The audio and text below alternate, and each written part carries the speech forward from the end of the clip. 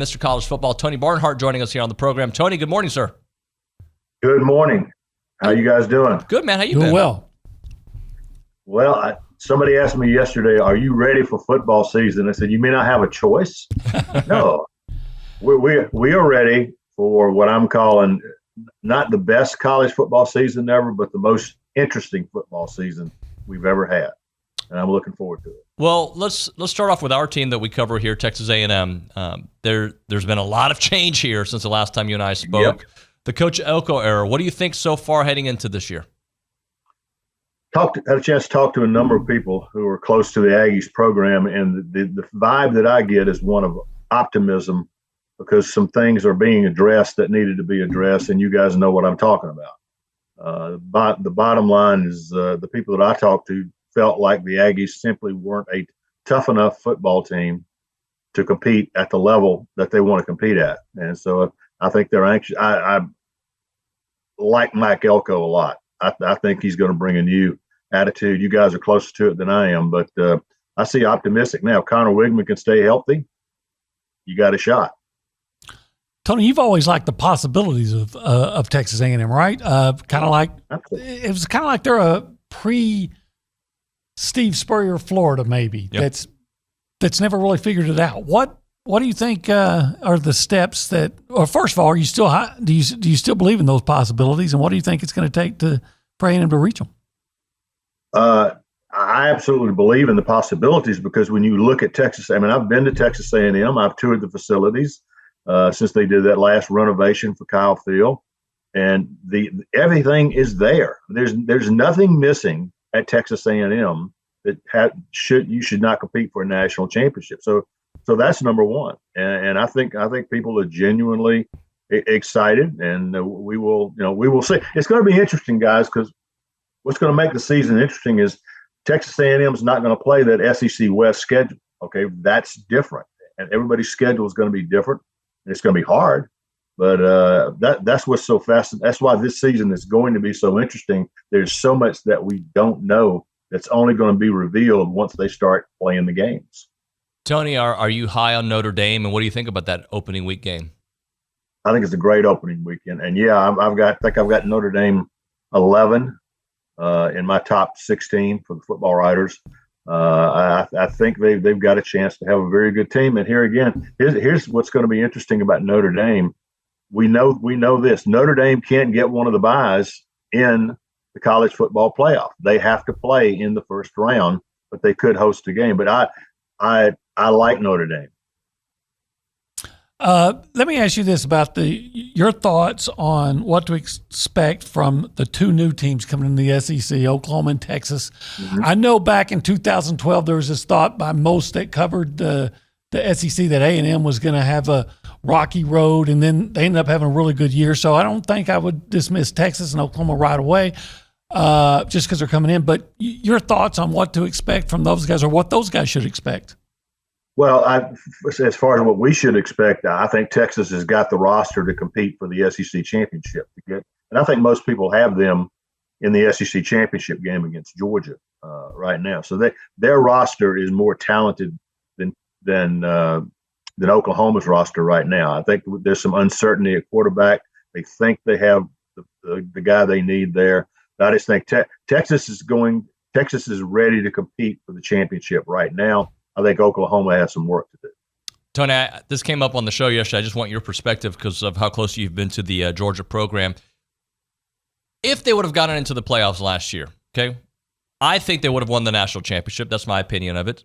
So if that's the case, how would we be looking at them this season? Obviously, they're the top team, but I'm just talking from a historical perspective. From a historical perspective, if Georgia had won the national championship last year, you're talking about certainly uncharted territory for Kirby Smart and this Georgia program. And I agree with you in that if they had gotten into the playoffs, they would have won it. Now, obviously they lost the SEC championship game. Nick Saban did, in my opinion, the best coaching job of his career with that team, that Alabama team, to win a championship. But I think if Georgia had gotten into the playoffs, I think they were the most talented team overall with the better quarterback. So I think they would have won it all. Well, staying on Georgia, Tony, it seemed last year they really missed Bowers when he got hurt, and McConkey when he was hurt, and then you got guys who've been longtime stars in the offensive line like Cedric Van Pran that are gone and things like that. So why would Georgia be as good this year without those guys and some of the other guys they lost? Well, I'll give you the response that Kirby Smart gave me when I asked him basically the same question. He said, how can you expect to be there? He said, because we replaced a lot of really good players with a lot of really good players. It's really a tribute to the recruiting they've done. I think I don't follow recruiting, but I think their last 5 recruiting classes have all been in the top 4, something like that. And to have that kind of depth of talent, in other words, when they have seen guys go like Brock Bowers and Ladd McConkey and on, the guys they're replacing them with are really, really good. Oscar Delt is the tight end that's going to replace Brock Bowers, and he's really, really good. So I just think it's all about the roster. And it's all about the depth of talent. Tony, are you buying Clemson's comeback year? Not completely. I'm taking a wait and see attitude. I'm not sure their roster is where it needs to be. Florida State has got to be your choice in the ACC. The question is, can the ACC get a second team in the playoffs? If so, then it's probably Clemson. But I'm not on the Clemson bandwagon just yet. And do you think Alabama is just going to continue along like it has with now that you don't have Nick Saban and some of the really good players that they lost? Yep. I know Alabama, like Georgia, typically just reloads, but there's got to be some difference now, doesn't there? Well, you don't lose the greatest coach of all time and not think there's going to be some sort of drop off. But I've got Alabama third, and I think they're the third best team in the conference. And as I told somebody the other day, I said, "Why do you feel that way?" I said, "They're Alabama, okay? There's a certain level of expectation." And I had a chance to spend some time with Kalen DeBoer, not a lot of time, but some time down in Destin, and I was very impressed with him. So I think Alabama's going to be fine. They got Georgia coming to Tuscaloosa on the 28th of September. Wow, that's going to be a huge game. So I think Alabama's going to be right there when it's all over. But I've got Georgia and Texas playing for the championship in Atlanta. Tony, along those lines about you lose the best coach of all time, there's going to be some drop-off. What about LSU? Heisman Trophy winner, a couple first-round picks at wide receiver. The offense is expected still to be very good, but do you see much of a drop-off for LSU? No, I don't. I think Brian Kelly's a really, really good coach. And last year was just the offense was generational. It was great. The defense was, as my daddy used to say, was boo awful. And they've made some changes. The 4 new coaches on that side of the ball. I think they'll be better. I don't know how much better, but I think Brian Kelly's a really, really good coach. Hey, and Tony, if I could take you back to Alabama just one more time.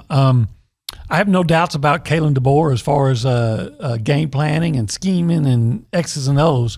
What I do wonder about is when he has a loss or two. You said you're picking Alabama third. I don't know how well that sits in Tuscaloosa. And if he has a loss or two, how do you think he responds to what comes with being the coach of Alabama if you're not reaching the same goals or the same standard as Nick Saban? Well, Olin, having said all of that, Alabama's got to make the playoffs. Okay, you're not going to be able to tell that with all the losses and losing Saban and all. You can't tell the Alabama people they're not one of the best 12 teams in the country with the resources that they have. And what's that going to feel like? What are the talk shows going to feel like? But I will say this. Kalen DeBoer impressed me as a guy who is very comfortable in his own skin. He understands the expectations at Alabama and what that's going to be like. I think he's going to handle it. But again, we will be a lot, guys. Let's get together again after the Georgia-Alabama game on September 28th. I think we'll be a lot smarter after that game. Tony, great stuff as always, my friend. Thanks for making time for us. We'll talk to you very soon. Thanks, Tony. Okay, guys. See ya. Tony Barnhart on the Boss Firearms Hotline. He's an outstanding journalist who happens to cover college football. And the expert term gets thrown around way too often. It applies. There's a reason his name is Mr. football, Mr. College football. Yeah.